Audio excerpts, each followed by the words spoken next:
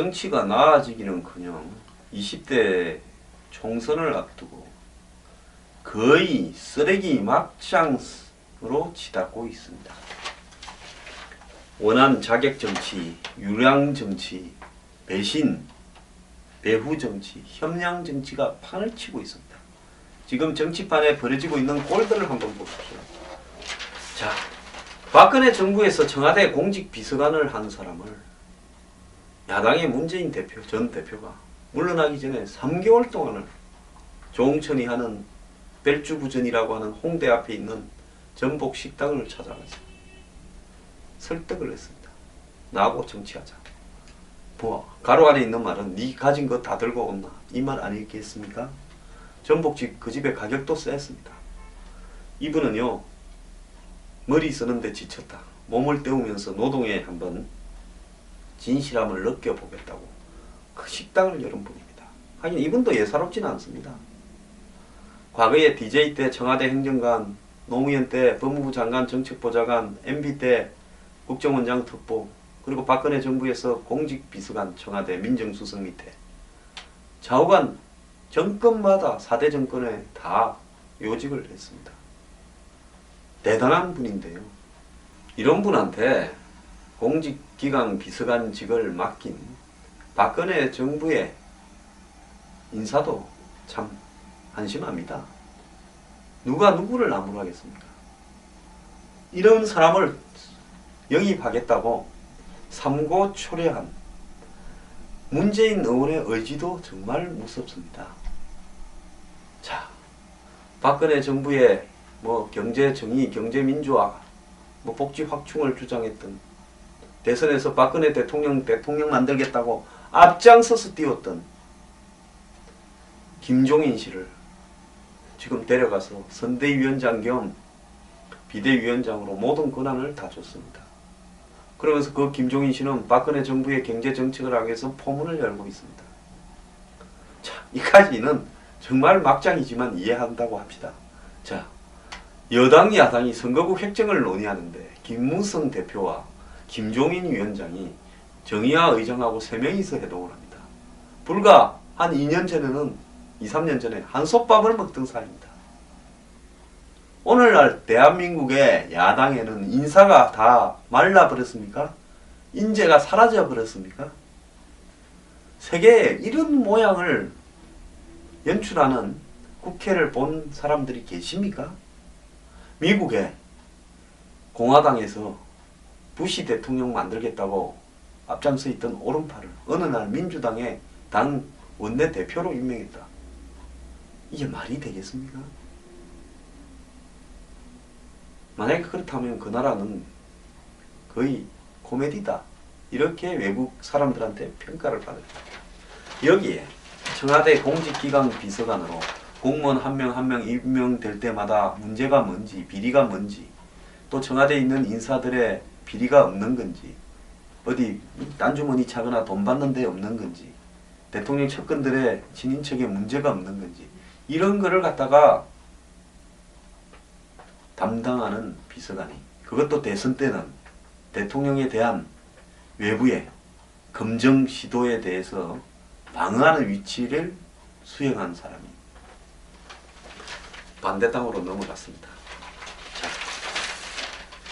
넘어가면서요, 미래가 불확실한 당이라고 만류도 하지만은 잘못된 권력과 국정을 바로잡고 나라를 바로 세우는 길을 찾겠다. 자, 박근혜 정부에서 청와대 공직기강 비서관 할 때는 그것이 나라를 바로잡는 거라 생각할 건데, 가보니까 그 안에서 나는 의혹을 올바로 제기했는데 그 내가 제기한 의혹을 어느 날 싹 뭉개버리고 나를 나쁜 놈처럼 만들어서 재판정에 세웠다. 자, 그 분노는 이해가 갑니다. 근데요, 조홍천 비서관처럼 박근혜 정부를 세우는데 노력을 하고 아무런 대우를 받지 못하고 있거나 얼토당토 못한 취급을 받은 사람은 한둘이 아닐 겁니다. 그렇다고 다 조홍천 비서관처럼 전 비서관처럼 행동하지는 않습니다. 김종인 씨가 박근혜 대통령을 만드는데 중요한 역할을 했고, 저도 중요한 역할을 했다고 봅니다. 경제민주화나 경제정의나 복지확충 이런 걸 넣지 않았더라면 대선에서 당선 안 될 수도 있었다고는 봅니다. 그렇다고 해서 뭐 가는 과정에서 의견이 안 맞아서 비거덕거렸지만 끝까지 갔습니다. 갔는데 영 내가 말했던 공약들을 발표만 했지 지키지를 않는다. 불만스럽다. 그럴 수 있습니다. 그래서 나는 이제 거리를 두고 살겠다. 그럴 수 있습니다. 그렇다고 해서 보따리를 싸서 야당에 가서 야당의 대표격이 되어서 공격을 하는 것은 이것도 솔직히 말하면 웃기는 소리입니다.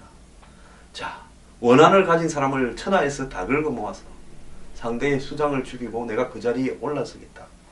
문재인 전 대표의 집념도 정말 대단합니다. 삼고초려했다는데요. 별주부에 저 비싼 전복 요리 엄청 드시고 이제 끌어가는 것 같습니다. 그래서 깜짝 놀랄 만한 사람이 있다라고 퇴임 직전에 이야기했다는데 그것이 조홍천이다. 참 한국 정치요. 자, 어제 조홍천이 영입했다고 아침에 발표하는 순간에 대통령 생일이라고 더민주에서 꽃을 보냈습니다. 청와대는 그 꽃을 안 받겠다고 거절했다고.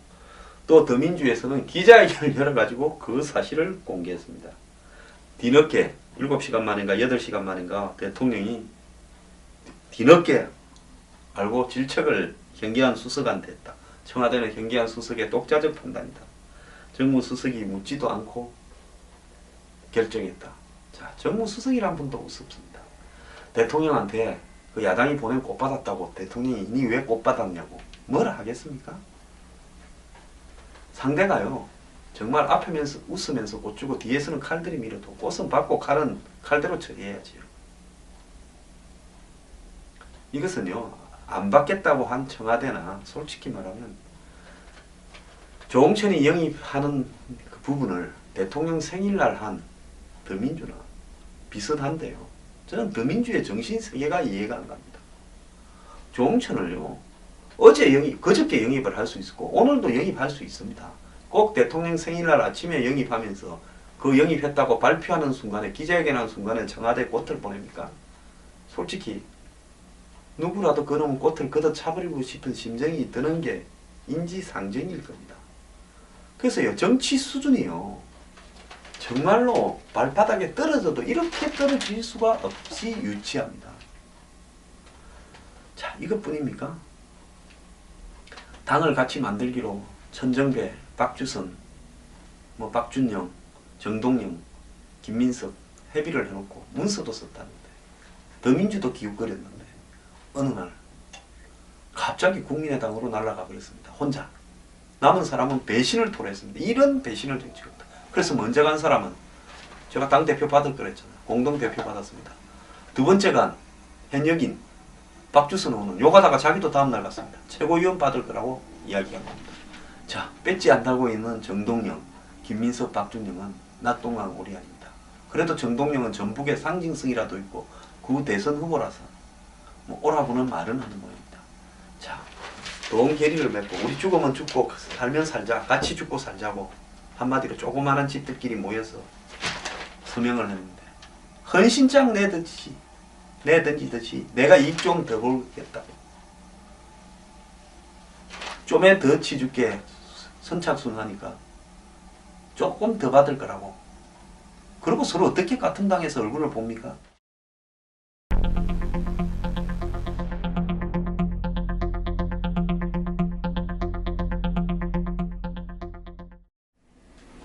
거기다가 박 대통령을 같이 비판하고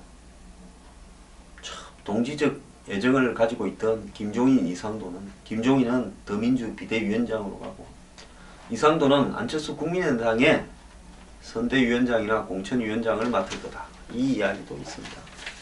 자, 참 여야를 넘나들던 사람들이 한둘이 아닙니다. 김종인, 윤여준. 근데 이 두 분 중에 윤여준 씨는 그 아픈 몸을 끌고 안철수 당의 공동창당준비위원장을 갔다가 이제는 그만두겠다고 하면서 내부를 들여다보니까 생각보다 엄청 엉망이더라. 그러고 그만둔다고 합니다. 자, 그냥 아파서 처음에 한 열흘쯤 안 갔으면 계속 가시지 말지. 뭘 하고 또 가셔가지고 한 열흘쯤 이렇게 들려보다가 안에 보니까 엄청 엉망이다고 또 그만둡니까?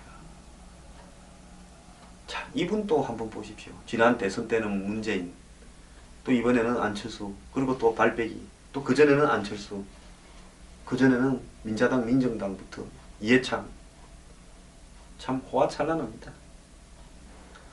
그러다가 또 더민주는 안철수 의원의 한때 숨은 배우라고 여겨지던 곽수종이라는 삼성경제연구원 선임연구원 출신의 교수를 또 데려갔습니다. 이분은 2014년 안철수가 새정치연합을 만들 때만 하더라고요. 마스크 쓰고 전화번호도 땅에도 모르고, 이분이 박경철과 함께 2012년 이후로 중요한 의사결정을 도와주고 있다. 이렇게 소문이 났습니다. 자, 일개 삼성경제연구원 출신 연구원이 어떻게 그렇게 중요한 일들을 수행해 왔는지, 도대체 그 배우가 뭔지 진짜 의심스럽습니다. 정치가 그렇게 전문성이 없는 겁니까? 그냥 경제연구소에 연구원 하다가 어느 날 바로 유력 대선 후보급 정치인의 배우가 될 수 있는 겁니까? 창당 실무팀장을 맡았다. 근데 또 더민주는 그 사람을 빼갔습니다. 도대체 이 사람은 뭐가 이 사람의 가치와 무게인지, 이 사람이 가진 컨텐츠, 즉 경제에 대한 전문성이 그렇게 뛰어나선지, 안 그러면 도대체 이 사람으로 상징하는 그 배우에는 다른 배우가 있고 그 배우를 대변하는 사람이라서 그러는 거예요. 진짜 제가 알고 있는 이야기 다 좀 하고 싶은데요. 입이 건질건질해서 참는다고 죽겠습니다. 자, 이 정치판이요. 한번 보십시오. 자객 원한 정치, 배우 정치, 유량 정치, 협량 정치, 예? 떠돌이 정치. 그러다가 이제는 또 손학규 의원이 안철수와 문제의식이 같아 이야기합니다. 갑자기 러시아 갔다 오더만은 새 판 짜야 된답니다. 자, 제가 그래서 방송에서 이야기했습니다. 그 대포집에서 포장마차에서 어르신들이 정치 확 갈아엎어야 된다는 이야기하고 똑같을 뿐이다. 손학규 지금 전 대표가 새 판을 짤 힘이 어디 있습니까? 어떤 정치적 의미나 가치가 있습니까? 그런데 안철수의 새 판 짜기와 손학규의 새 판 짜기가 문제의식이 같다고 또 이야기합니다. 한때는 신복들 보고 더민주에 남아있으라다가 이제 또 안철수하고 새 판 짜기가 같습니까? 그만둔다고 갔다가 또 복귀하는 연예인입니까? 은퇴한다 했다가 또 복귀하게. 돈 떨어지면 연예인들 그러지 않습니까? 미국 갔다가 한 번씩 와서 돈 걷어가는 연예인도 있었고, 은퇴한다 했다가 또 리사이틀로 복귀하는 연예인도 있었고. 참, 대한민국 정치 수준이요. 정말 갈수록 개판 5분 전입니다. 조선시대 때 북인, 남인, 노론, 소론, 사색당파가 판을 친 때가 있었습니다. 뭐 17세기, 18세기에 그랬죠. 뭐 송시열이라고 우리가 아는 유학의 그두도 그 당정의 핵심이었습니다.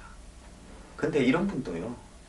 상대의 집에 초상이 나면 조문을 가고, 결혼이 있으면 또 부조를 보내고, 이런 부분에서 기본적인 인간적 예의는 지키면서 나중에 서로 잘못되면, 그때도 공작 정치가 있었고 음해가 있었습니다. 그래서 상대방을 제거하고 사약을 이기고 능지처참을 하기도 했습니다만, 싸움에도 도가 있었습니다. 죽고 사는 싸움을 벌일 때도 최소한의 인간적인 도리는 했습니다. 자, 이제는요, 거의 동물들도요, 친한 개들도 친한 개들끼리 싸우진 않습니다. 이건 개보다도 더 못한 판으로요. 족보가 하루아침에 뒤바뀌고 그냥 아예 개판이라는 말이 무색할 정도로 정말 개보다 못한 판을 벌리고 있습니다.